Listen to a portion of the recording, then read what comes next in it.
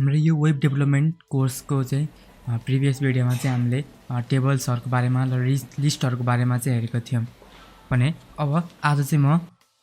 हजुरहरुलाई चाहिँ HTML classes and ID को बारेमा चाहिँ भन्छु। यदि हजुरहरुले यो मेरो प्लेलिस्ट एक्सेस गर्नु भएन भने you can access from our YouTube channel Dev community Nepal.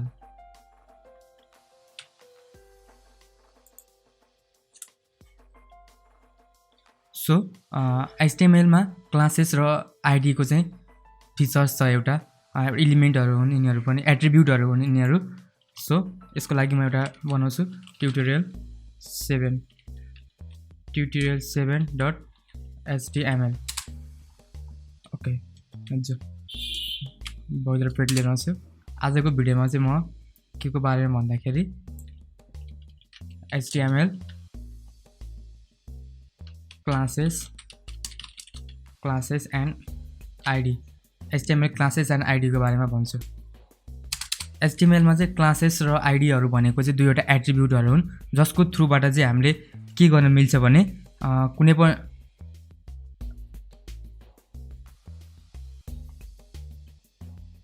HTML क्लासेसहरु भनेको चाहिँ के गर्छ भने यिनीहरुले चाहिँ हामीलाई HTML एलिमेन्टहरुलाई चाहिँ एउटा क्लासको रूपमा चाहिँ एउटा स्पेसिफाई गर्न चाहिँ हेल्प गर्दछ। So HTML classes are used to access and manipulate the elements in CSS and JavaScript, है। सो म लेख्छु यहाँनिर HTML। यो मैले लेखेको कुराहरु चाहिँ हजुरहरुले पनि नोट बनाउनु होला, है, सजिलो हुन्छ। HTML क्लासेस मा सबै के भन्छ भने के गर्छ भने क्लास, यसमा क्लास एट्रिब्युट हुन्छ। Class attribute is used to specify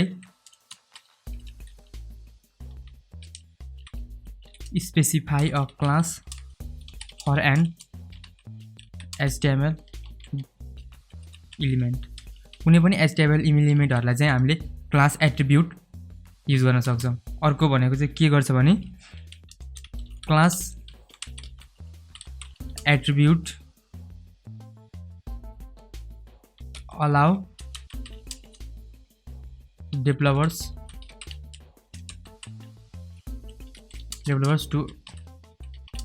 to access and manipulate elements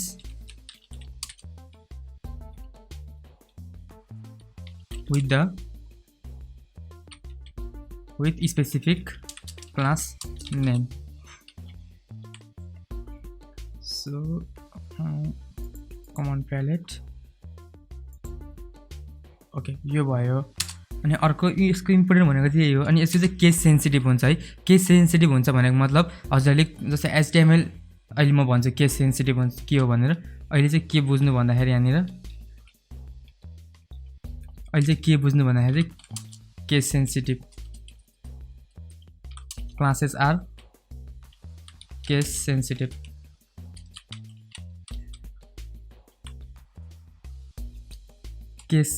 र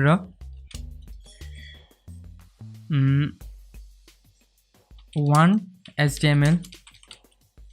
element can have more than one class name। यो भनेको म के हो भन्छु म, है। सो यतिलाई चाहिँ मैले के गरे भन्दाखेरि कमेन्ट आउट गरे। मैले यो चाहिँ हजुरहरुलाई बुझाउनको लागि लेखेको हुँ। ओके, कमेन्ट आउट भयो। अब के गरौँ भन्दाखेरि एउटा बनाउँ, है त। h1 ट्याग लिन्छु म। के लेख्छु HTML क्लासेस भनेर लेख्छु। यति लेखिसकेपछि म यसलाई सेभ गर्छु, सर्भर रन गर्छु। ओके, नो सरप्राइज, हामीलाई चाहिँ HTML क्लासेस लेखेर आउँछ h1 हेडिङको रूपमा। ओके, HTML क्लासेस भनेर आयो। अब के गर्न मिल्छ भने ओके, अझ के लेखौँ भने एउटा प्याराग्राफ लिएर we will see the use of HTML class attribute okay के गरौँ भन्दाखेरि चाहिँ यो h1 लाई चाहिँ हामी के गरौँ भन्दाखेरि एउटा क्लास नेम दिउँ क्लास नेम चाहिँ मैले के दिएँ भने यसलाई चाहिँ मैले के अब क्लास नेम जे दिन पनि मिल्छ है क्लास नेम चाहिँ जे दिन पनि मिल्छ मैले चाहिँ यसलाई के दिएँ भने फर्स्ट क्लास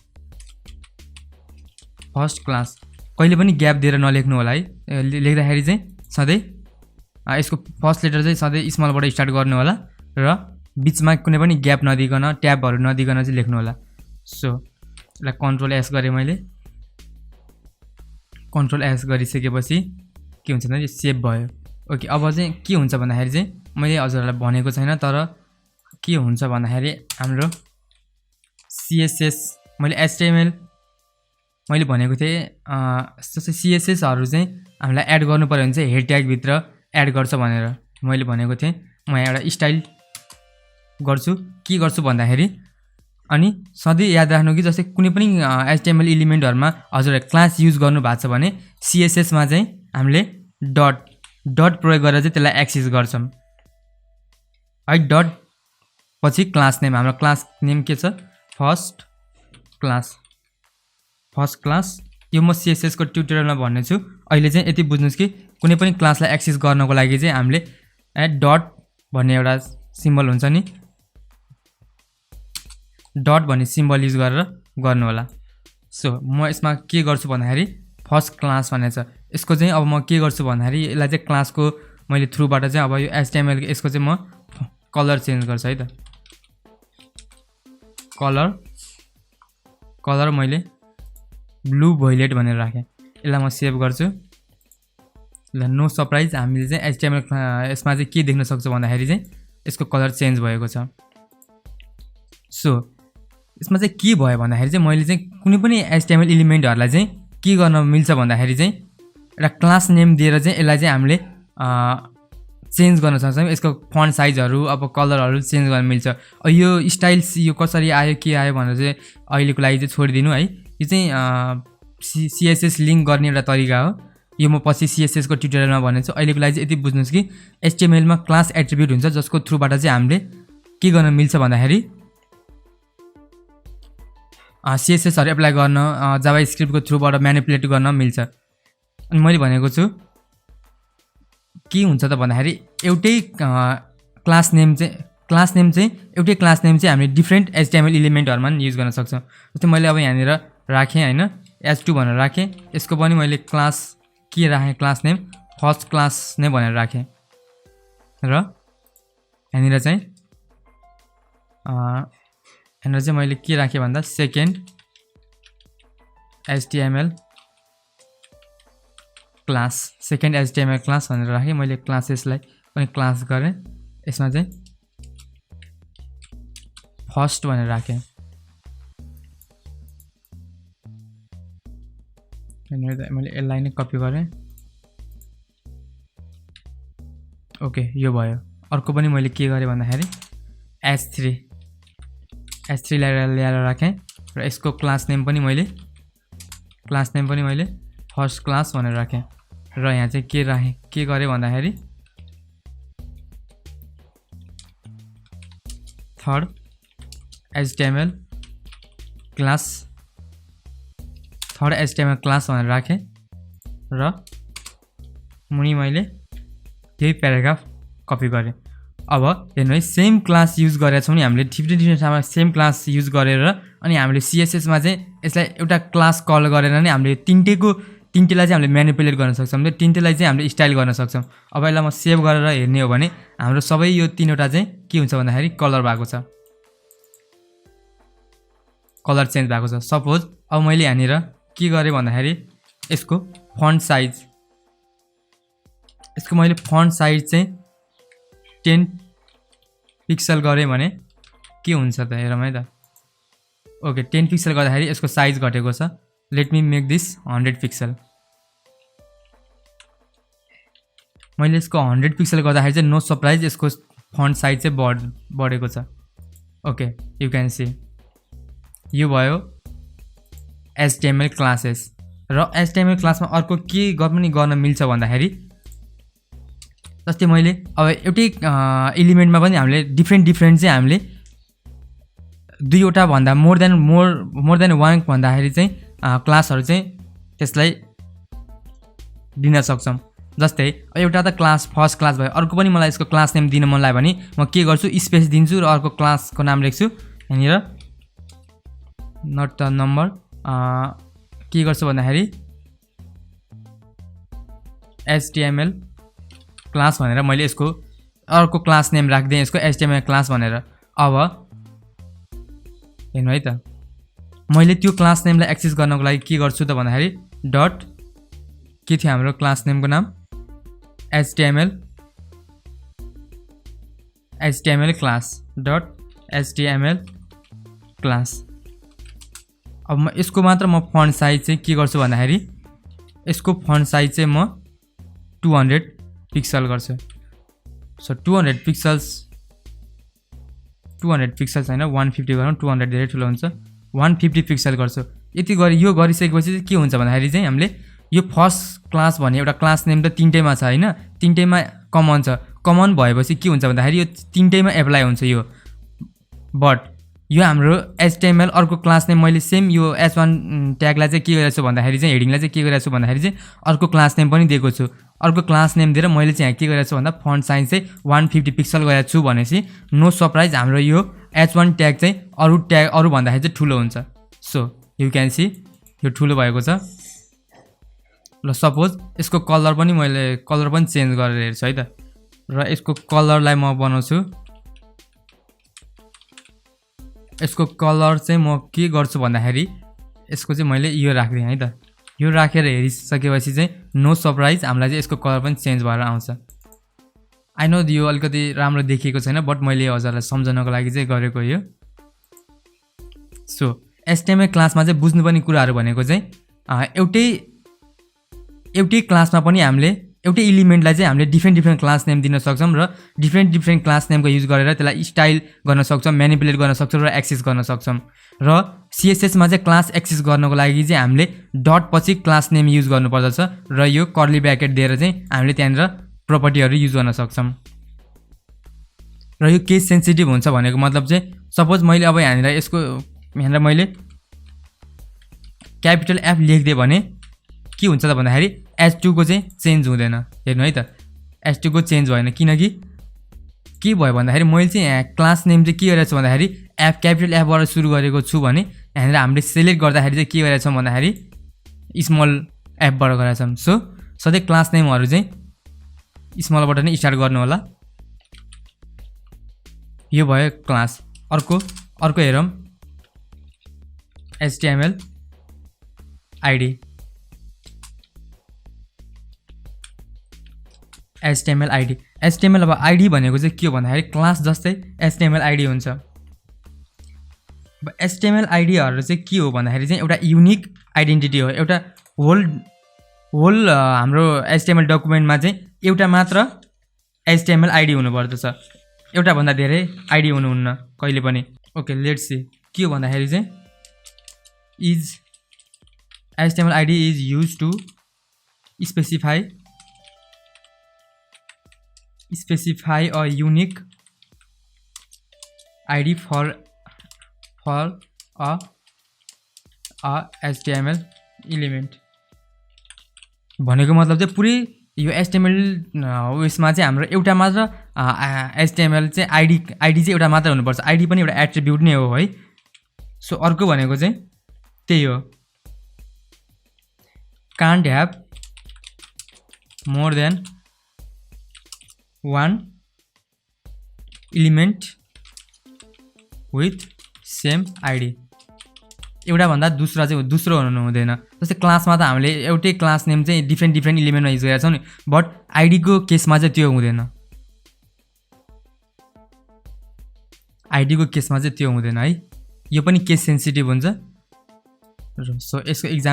एक्जाम्पलको लागि म के गर्छु भन्दाखेरि यसलाई म अहिलेको लागि चाहिँ कमेन्ट आउट गरे मैले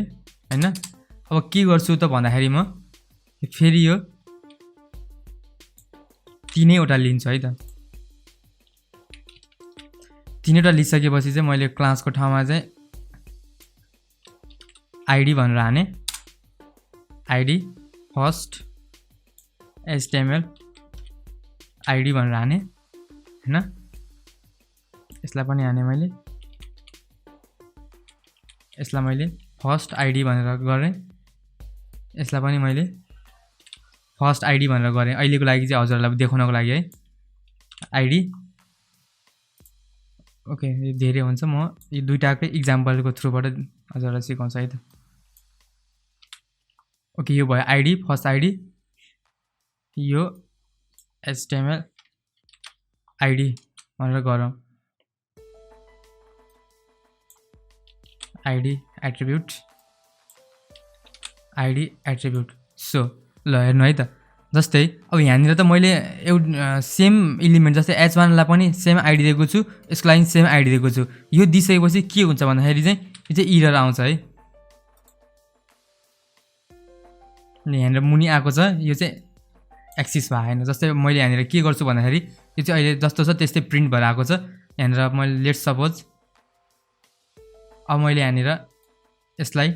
यो पुरैलाई डिलिट गर्दिए है र हाम्रो के छ भने CSS मा चाहिँ आइडीहरु चाहिँ एक्सेस गर्नको लागि चाहिँ हामीसँग यो ह्याशट्याग युज गर्नुपर्छ हामीले ह्याशट्याग र क्लास नेम हाम्रो र आइडी नेम हाम्रो आइडी नेम के छ फर्स्ट आइडी भनेर छ हैन फर्स्ट आइडी कर्ली ब्र्याकेट अब फर्स्ट आइडी लाई चाहिँ के गरौँ त भन्दाखेरि हाम्रो छ फर्स्ट आइडी यसको चाहिँ म कलर चेन्ज गर्छु कलर रेड भनेर राख्छ र सेभ गर्छु सेभ गरिसकेपछि ल हेर्नुस् रेड कलरमा चेन्ज भयो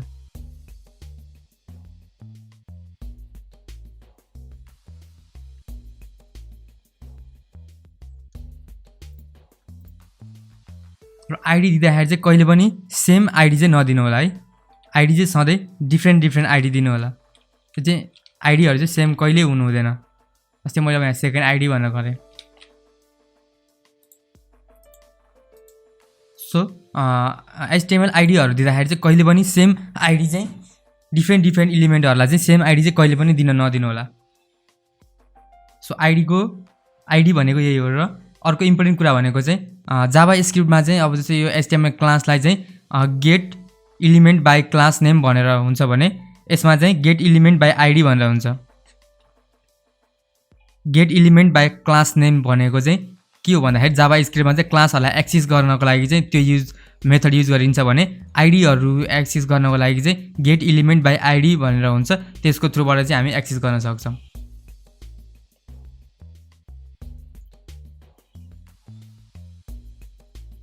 So this was all about HTML class and ID. फेरि मैले भनेको त क्लास एउटै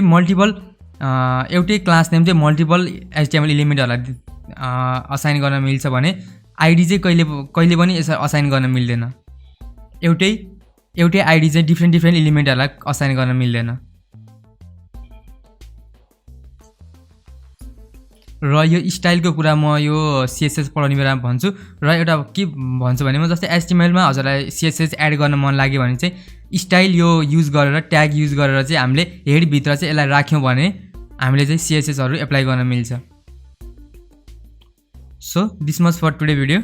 In the next video I will talk about the block element and inline element in HTML. त्यो धेरै इम्पोर्टेन्ट छ र यो क्लास र आइडी चाहिँ धेरै इम्पोर्टेन्ट छ यो क्लास र आइडी को युजबाट चाहिँ हामीले नै CSS र जावा स्क्रिप्टमा काम गर्ने हो सो यसको कन्सेप्टहरु राम्रोसँग बुझ्नु होला एकताल भिडियो हेरेर भएन भने अर्को नेक्स्ट टाइम फेरि हेर्नु होला बट यसको कन्सेप्ट क्लियर गर्नु होला र हजुरहरुले हाम्रो यो वेब डेभलपमेन्ट कोर्सको चाहिँ प्लेलिस्ट एक्सेस गर्नु भएन भने यहाँ क्लिक गरेर हजुरले बुकमार्क गर्न सक्नुहुन्छ So thank you so much for watching and I will see you in the next video.